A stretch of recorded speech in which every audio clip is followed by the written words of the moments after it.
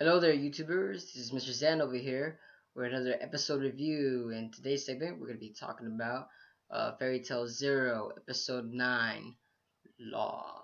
Now, this episode, woo, we got a lot to cover on this episode now.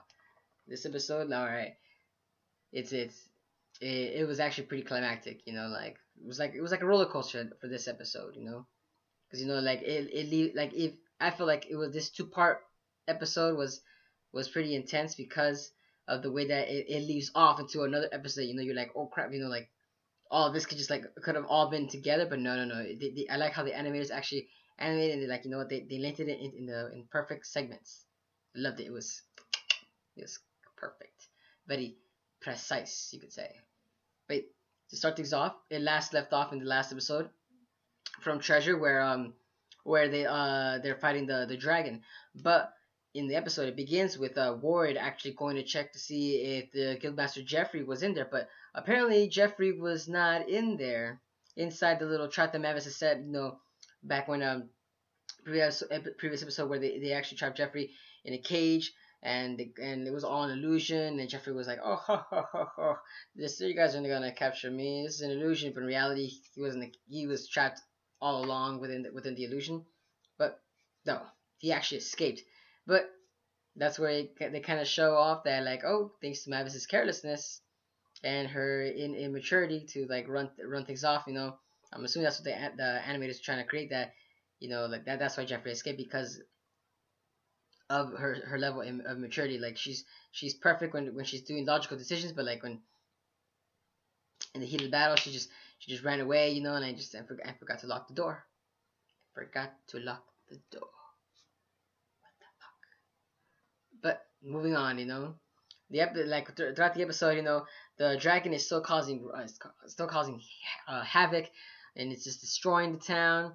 Apparently the townsfolk have already escaped, and they're already outside already, outside of Magnolia's streets, and already in the forest. But we actually see that Pract, Mavis, and all them are still trying to fight, and then Mavis now having telling Pract her resolve to save Yuri, because he's a friend, her nakama.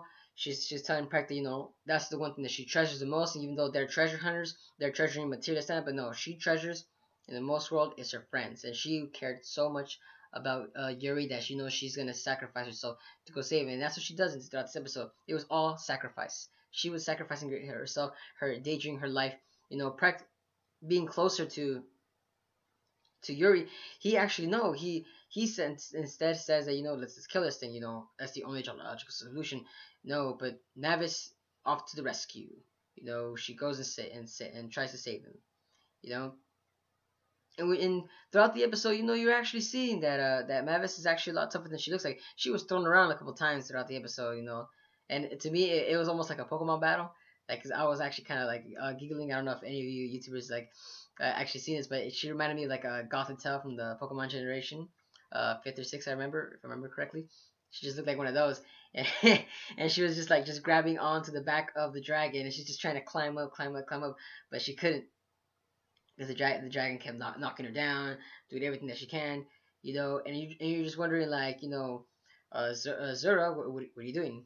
Do something, you're just standing around looking pretty, at least do something if you're gonna be standing around and looking pretty, But Mavis actually was taking charge, and she was getting batted around, beaten around, and and still, like, she has just a strong resolve right there, like for Nakamas.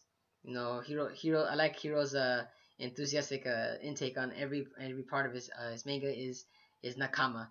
All that the power of Nakama can help you save the day. Oh yes, and whenever your friend's in danger, Nakama's power for the win. If I just think about my Nakama, I will beat him to the pulp. I will gain this immense strength, this unbounding strength that was always within me. And that's what happened to this episode. Literally, it was just because of that defeat the blue dragon. Because literally Mavis learned discern new magic that was from the black magic ZerØ, and you actually see that ZerØ actually taught Mavis was black magic. Yes, black magic. this was actually very interesting because one of Fairy Tail's three strongest magics is actually black magic. It wasn't white magic. No, no, it was black magic. And this is what kind of interests me because with black magic, you would think that all of Fairy Tail members are they use the good kind of magic, but no, Law is just black magic, but reversed into using it to defeat people's enemies. Sorry about that. It was a little too tight there, but you literally see Mavis actually use fairy law. She calls it fairy law, of course. She uses fairy law against the blue skull dragon and actually defeats it and completely nullifies it. It's like a holy sanctifying area that just like comes down from the heavens and sanctify the beast all in one go. And I loved how she actually got to the point to get the dragon, was that it actually showcased actually Yuri's treasure hunter instincts that that Mavis quickly thought up on the scene, and it actually and it helped better because I was thinking like no way can Mavis actually defeat this dragon just on hand-to-hand combat because apparently other people's magics weren't working, like hello Prect, use your chain magic because apparently that wasn't going to be the case. No, it was only going to be Mavis, but Mavis to the rescue, and you literally see that Mavis is actually charging it. While she's charging it, she's using her illusion magic to bring Yuri's soul or like his characteristics to come out of the blue skull dragon. And she showcased it by like actually creating thousands of coins falling down onto the magnolia, and the dragon actually looked at it and said, "Oh, it's not gold." Kind of reminded me of like what was that movie, The Hobbit? Where the small ugly dragon was just like showcasing off all the gold and just keeping it all to himself. If you steal my gold, oh, you shall be have penalty in it. But no, in this case, once the illusion magic was off, whoop, the dragon was just like, WTF, where is my shit? Where is my shit?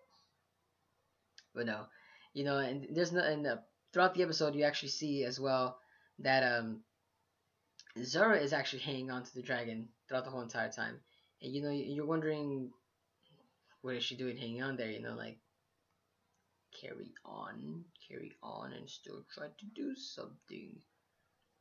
Try, at least try. But no, nothing of that case actually ever happened. But carrying on, and throughout this episode, we actually see that once Mavis used her fairy law magic, it actually had a giant penalty. Again, with being black magic, it showcased that it had a really negative side effect to it. And now Mavis can't actually age or mature. Now she's trapped in her little Lolita form, as you could say. Like I guess Hero loves doing all this kind of stuff. She's trapped in a little Lolita form for eternity, because that was the penalty for using this black magic. And of course, Yuri being safe when once he wakes up, from being trapped from the tenrou jade, we actually get a little more a more close connection to these two actually. And I actually liked about that in this episode is that they actually start talking and start revealing more information about Mavis's connection with everybody. And this is the big spoiler event that actually happened. Yes, can't wait to finally say it. But yes, I know everybody that read the manga already knows this, but maybe for all the people that haven't actually watched the episode. But yes, ZerØ is actually an illusion. Yes, in this episode they actually finally showcased it. Yuri actually had the nerve to actually tell Mavis that ZerØ is actually a figment of her imagination. And that just drops the bomb and throughout the whole entire episode because of course, like what's been going on, and that explains why ZerØ never did anything throughout the entire episode when she was on the dragon. Yeah, and I like how they actually gave hints towards that in each and every episode. Of course, when you're actually watching the episode, you really couldn't pay attention to it, but the hints were actually right there. Why none of the other characters talked to her, because even Yuri explained it to Mavis that, we don't see her, we never talk to her, we never, you're the only one that actually notices her, and of course everybody in that kind of point, it kind of makes it seem like Mavis is kind of like going a little crazy on the head right there. But of course, it was thanks to her illusion that she's doing it subconsciously, you know and it's kind of like, in a sense, kind of like wakes up the viewer and tells them, like, wow, can't believe this was happening this whole time. But I love how they gave hints throughout each and every other episodes that might have happened, of course, because they even showcased it in the episodes that, like, they show clips and clips and clips that ZerØ was only just talking to Mavis and none of the other characters. And you showcase also that Yuri was actually a very, very good friend to Mavis. Because Yuri actually said to Mavis, we never even told you this, but because I'm your friend, I'm going to tell you this now. Because now he actually acknowledged her as a friend. Before, he didn't. He actually didn't even acknowledge. It was just because he just wanted the tenrou jade, of course.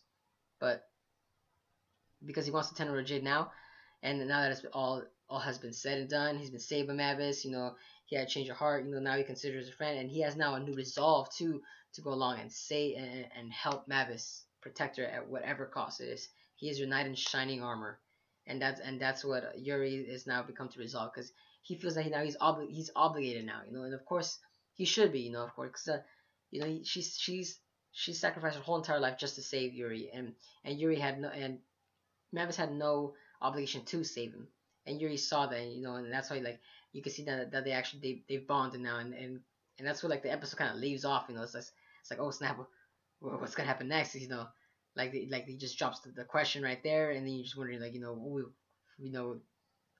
what is Mavis gonna say? Because Mavis actually stayed there, kind of just like a deer stuck in the headlights. And you're wondering, like, oh, hit her right in the kisser, like, ouch, that's gotta hurt some feelings right there. But yes, that was one tough cookie right there to sell right there for Mavis. But yeah, but this is Mr. Zen, like. These are my thoughts and opinions on this episode. But let me know what all you folks out there think about this episode. What did you guys think about Mavis figuring out that ZerØ was just a figment of her imagination? How did you guys think about the fight between Mavis and the Blue Skull Dragon? Do you think it was too fast paced? Do you think it was just justified perfectly? Do you think Mavis learning fairy law was actually like a key component of the story? Like, do you think, like, they should have went along more with it, or should have shown more backstory to it? Let me know. Like, give your thoughts on the comment section below. But this is Mr. Zen signing out.